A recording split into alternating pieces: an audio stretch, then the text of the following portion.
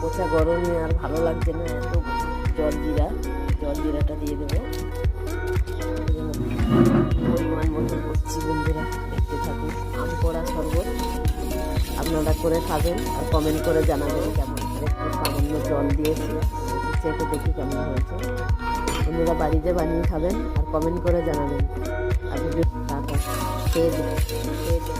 গরমের দিনে এরকম একটা শরবত হলে পাগলের মতন গরম পড়েছে, আর ভালো লাগছে না।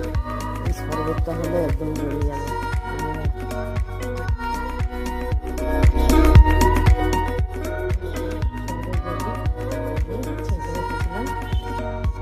খাবার পালা বন্ধুরা, বন্ধুরা খুব সুন্দর হয়েছে। গরমে অন্তত এই শরবতটা হেভি লাগে। আপনারা বাড়িতে বানিয়ে খেয়ে আমাকে কমেন্ট করে জানাবেন বন্ধুরা। আর আম পড়ার একটা বন্ধু। আজকের মতো টাটা বন্ধুরা।